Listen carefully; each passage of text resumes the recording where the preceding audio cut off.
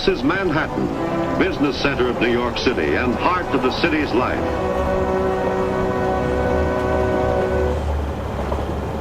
Now let's have motion pictures take us behind the scenes of a great railroad at work.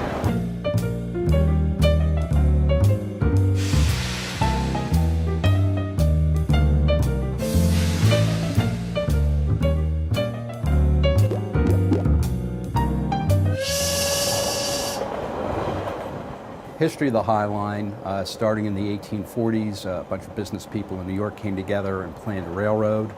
From the 1840s into the early 1900s, it was the primary artery to get people and things in and out of New York City. As soon as those tracks got laid, almost from the very beginning in the mid-1800s, there was this problem of the trains traveling at grade level in a crowded city and the accidents that they caused. And it used to run down on 10th Avenue, and it was called Death Avenue because so many people were run over by the trains. For a short period of time, the New York Central, who began to run the railroad at that point, actually hired people to ride on horses that were called the West Side Cowboys, and they ran out in front of the trains with red flags, warning people that the trains were coming. But in 1929, the city, the state, and the New York Central Railroad came together in an historic agreement, the biggest transportation infrastructure project in New York City, known as the West Side Improvement. And what it did basically was eliminate grade crossings along the west side of Manhattan. Early 1930s, the Highline section was completed. From Canal Street up to 34th Street, it was 21 feet above ground. Warehouses in that area were rebuilt so they could handle freight up at the second or third level. The early bird gets underway. Destination, New York. Starting in 1934, it got a new nickname, which was the Lifeline of New York, because it brought in a lot of food. A lot of the warehouses were old food warehouses. There's most famously the Nabisco factory, which is now Chelsea Market.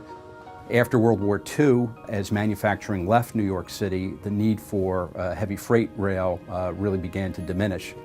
Into the 1960s, you basically had the traffic north of there begin to just disappear. And in the 1960s, part of it, from Clarkson to Bank Street, was demolished. And then there was another demolition in 1990 that brought it up to Gansevoort Street, which is where it ends today.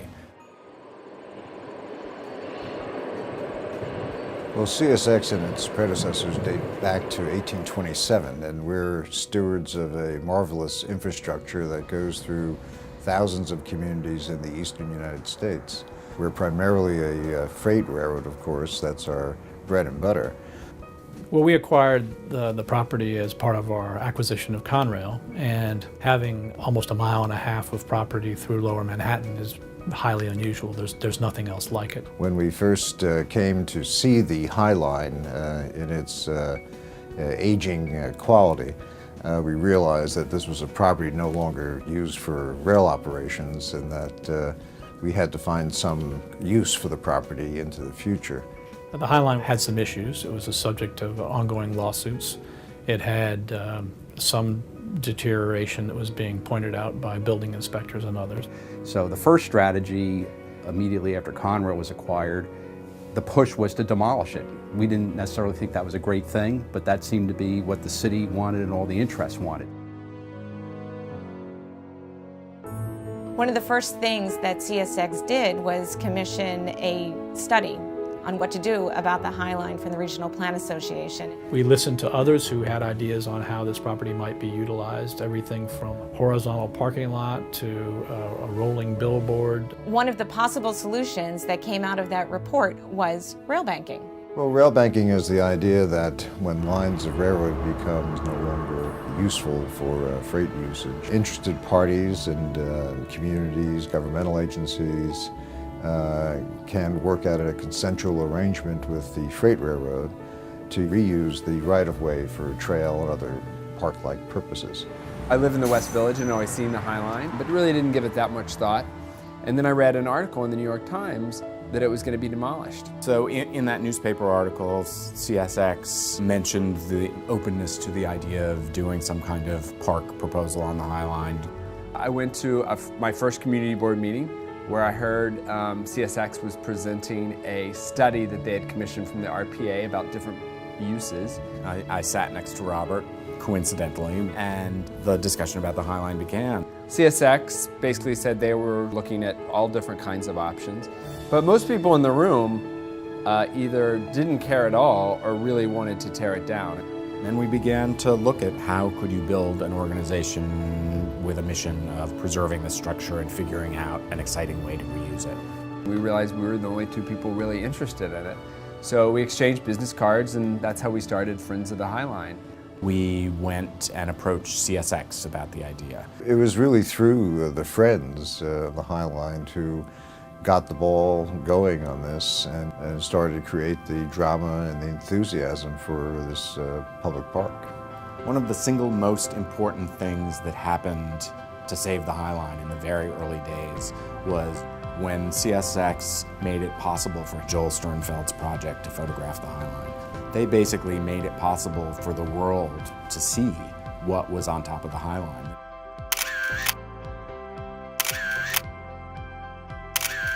When you got up there, there was 1.5 miles of wildflowers running right through the middle of Manhattan with views of the Empire State Building and the Statue of Liberty, and that's really when I fell in love with it. It was so spectacular and so unusual that you couldn't let go after that. We were invited to visit an earlier administration of the city of New York, and I had the opportunity of meeting with the deputy mayor, who told us as we walked in the door that our Highline was the biggest blight in the city of New York. We really didn't own land, we owned rights. We owned property rights, but they were in the air. We own an aerial easement. We own a concrete and steel structure, but it overrides other properties owned by other people whose ability to develop their property in the future is severely impacted by the fact that it has this big railroad structure over it. A group of property owners came to City Hall wheeling a cart on which there was a big chunk of concrete that had fallen from the Highline onto somebody's property. And this was how they made their case for why the city needed to tear down the Highline as soon as possible, because in their view it was a threat to health and safety of people in the area. The city during the years from the 80s to the 90s agreed with the property owners. They also felt there was no opportunity for development of the Highline and that it was a blight, and they were really looking to get this part of the city developed. The Meatpacking District and West Chelsea were already beginning to transform. There were galleries coming in, more restaurants. The previous administrations looked at the Highline as something that if it came down, we could just really redevelop the neighborhood. Here you have this neighborhood that's so close to so many other prime parts of Manhattan. The wieners are packed in carton. And yet the zoning still prescribed largely manufacturing uses that had left this city decades ago and that wasn't coming back. And there are people who have a right to feel the other way about it. And it got to the point where in the final days of the Giuliani administration, papers were signed that would have committed the city to participating in a demolition agreement for the Highline.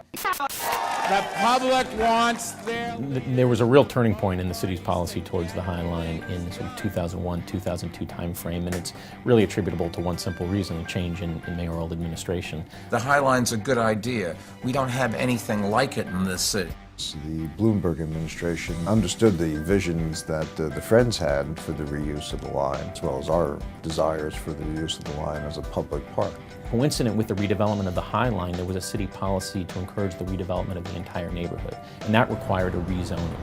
But how do we figure out how to use the city's interest in upzoning with the community's interest in preserving this immediate area and the interest in preserving the Highline itself as a park, and combining those things using a tool called the Transfer of Development Rights, or TDRs as they're known. For example, assume that a property owner whose property is encumbered by the Highline has the legal right to build a 6-story building, but because of the Highline can really only build a 1-story building.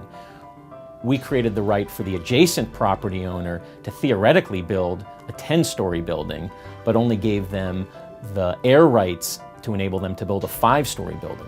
How could they build a 10-story building? They had to purchase 5 stories from the property owner whose site lay underneath the Highline. And at that point, everybody was able to come together over the next couple of years on an agreement where the underlying property owners would be able to get the benefit of these transferred development rights, where the railroad would be indemnified for any liabilities, with the city getting the ability to zone the way it wanted to zone, and the Friends being able to preserve the line in its entirety. This has been a moment that I know we've all been eagerly awaiting. After Mayor Bloomberg came in office, we started thinking about design. We did a real design competition in 2004 where we actually selected the design team of James Corner Field Operations and Dillerska Video and Renfro. We broke ground in April of 2006. Seeing the transformation of this structure beginning was just incredibly moving and beautiful. The design and construction really achieved the goals of reclaiming a usable past. The planting is really one of the things that's so special about the Highline. It was done by a garden designer named Pete Rudolph, and he really was inspired by this wild landscape that was growing. But now it changes every 2 weeks. And we opened the first section in 2009. It was such an outstanding success when it first opened that they had to limit access that summer. Before we opened, we thought maybe 300,000 people would come here. Last year we had 3.7 million visitors, and this year we'll definitely have over 4 million visitors. So it's far exceeded anything that we thought of. Every time I look at it, I have to almost pinch myself. You know, I'll be walking in the area and I'll hear people talking on the phone and they'll say, you know, I'll meet you at the Highline. And then we opened this second section from 20th to 30th Street in 2011. And in coming years, we hope to open the final section at the West Side Rail Yards, bringing us to 34th Street. Well, I think CSX is extremely proud to be part of a project that has been so successful.